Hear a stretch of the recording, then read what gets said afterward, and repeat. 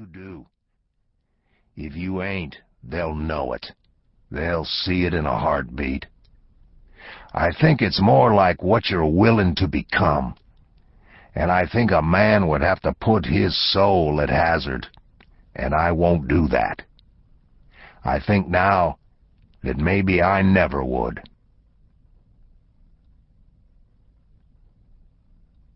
The deputy left Sugar standing in the corner of the office with his hands cuffed behind him, while he sat in the swivel chair and took off his hat and put his feet up and called Lamar on the mobile. Just walked in the door. Sheriff, he had some sort of thing on him, like one of them oxygen tanks for emphysema or whatever. Then he had a hose that run down the inside of his sleeve and went to one of them stun guns like they used at the slaughterhouse. Yes, sir. Well, that's what it looks like. You can see it when you get in. Yes, sir. I got it covered. Yes, sir. When he stood up out of the chair, he swung the keys off his belt and opened the locked desk drawer to get the keys to the jail. He was slightly bent over when Sugar squatted and scooted his manacled hands beneath him to the back of his knees. In the same motion, he sat and rocked backward and passed the chain under his feet and then stood instantly and effortlessly. If it looked like a thing he'd practiced many times, it was. He dropped his cuffed hands over the deputy's head and leaped into the air and slammed both knees against the back of the deputy's neck and hauled back on the chain. They went to the floor. The deputy was trying to get his hands inside the chain, but he couldn't. Sugar lay there, pulling back on the bracelets with his knees between his arms and his face averted. The deputy was flailing wildly, and he began to walk sideways over the floor in a circle, kicking over the wastebasket, kicking the chair across the room. He kicked shut the door, and he wrapped the throw rug in a wad about them. He was gurgling and bleeding from the mouth. He was strangling on his own blood. Sugar only hauled the harder. The nickel-plated cuffs bit to the bone. The deputy's right carotid artery burst, and a jet of blood shot across the room and hit the wall and ran down it. The deputy's legs slowed and then stopped. He lay jerking. Then he stopped moving altogether. Sugar lay breathing quietly, holding him. When he got up, he took the keys from the deputy's belt and released himself and put the deputy's revolver in the waistband of his trousers and went into the bathroom. He ran cold water over his wrists until they stopped bleeding, and he tore strips from a hand towel with his teeth and wrapped his wrists and went back into the office. He sat on the desk and fastened the toweling with tape from a dispenser, studying the dead man gaping up from the floor. When he was done, he got the deputy's wallet out of his pocket and took the money and put it in the pocket of his shirt and dropped the wallet to the floor. Then he picked up his air tank and the stun gun and walked out the door and got into the deputy's car and started the engine and backed around and pulled out and headed up the road. On the interstate, he picked out a late-model Ford sedan with a single driver and turned on the lights and hit the siren briefly. The car pulled onto the shoulder. Sugar pulled in behind him and shut off the engine and slung the tank across his shoulder and stepped out. The man was watching him in the rearview mirror as he walked up. "What's the problem, officer?" he said. "Sir, would you mind stepping out of the vehicle?" The man opened the door and stepped out. "What's this about?" he said. "Would you step away from the vehicle, please?" The man stepped away from the vehicle. Sugar could see the doubt come into his eyes at this blood-stained figure before him, but it came too late. He placed his hand on the man's head like a faith healer. The pneumatic hiss and click of the plunger sounded like a door closing. The man slid soundlessly to the ground, a round hole in his forehead from which the blood bubbled and ran down into his eyes, carrying with it his slowly uncoupling world visible to see.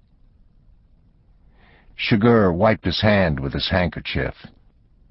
"I just didn't want you to get blood on the car," he said.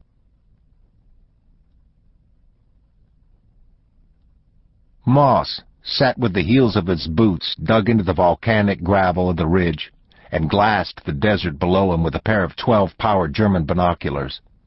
His hat pushed back on his head, elbows propped on his knees. The rifle strapped over his shoulder with a harness leather sling was a heavy-barreled .270 on a .98 Mauser action with a laminated stock of maple and walnut. It carried a Unertal telescopic sight of the same power as the binoculars. The antelope were a little under a mile away. The sun was up less than an hour, and the shadow of the ridge and the Datilla and the rocks fell far out across the floodplain below him. Somewhere out there was the shadow of Moss himself.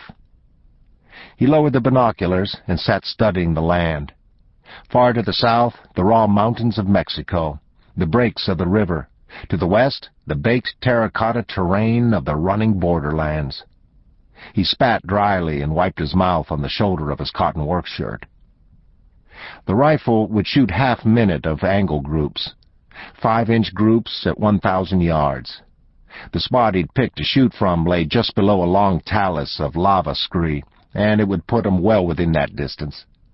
Except that it would take the better part of an hour to get there, and the antelope were grazing away from him.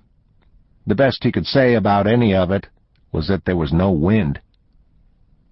When he got to the foot of the talus, he raised himself slowly and looked for the antelope.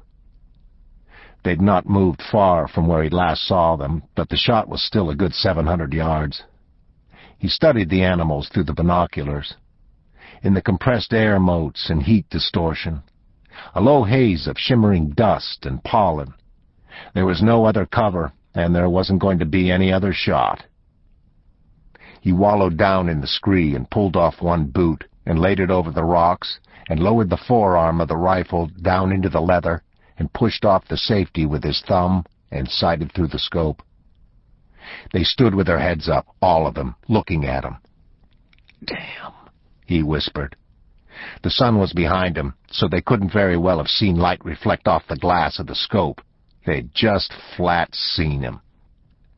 The rifle had a Canjar trigger set to 9 ounces, and he pulled the rifle and the boot toward him with great care, and sighted again, and jacked the crosshairs slightly up the back of the animal standing most broadly to him. He knew the exact drop of the bullet in 100-yard increments. It was the distance that was uncertain. He laid his finger in the curve of the trigger. The boar's tooth he wore on a gold chain spooled onto the rocks inside his elbow. Even with the heavy barrel and the muzzle brake, the rifle bucked up off the rest. When he pulled the animals back into the scope, he could see them all standing as before. It took the 150-grain bullet the better part of a second to get there, but it took the sound twice that. They were standing, looking at the plume of dust where the bullet had hit. Then they bolted. Running almost immediately at top speed, out upon the Boreal with the long whang of the rifle shot rolling after them and caroming off the rocks and yawing back across the open country in the early morning solitude. He stood and watched them go. He raised the glasses. One of the animals had dropped back and was packing one leg, and he thought that the round had probably skipped off the pan and caught him in the left hindquarters. He leaned and spat. "Damn," he said. He watched them out of sight beyond the rocky headlands to the south. The pale orange dust that hung in the windless morning light grew faint, and then it too was gone. The Boreal stood silent and empty in the sun, as if nothing had occurred there at all. He sat and pulled on his boot and picked up the rifle and ejected the spent casing and put it in his shirt pocket and closed the bolt. Then he slung the rifle over his shoulder and set out. It took him some 40 minutes to cross the Boreal. From there, he made his way up a long volcanic slope and followed the crest of the ridge southeast to an overlook above the country into which the animals had vanished. He glassed the terrain slowly. Crossing that ground was a large tailless dog, black in color. He watched it. It had a huge head and cropped ears, and it was limping badly. It paused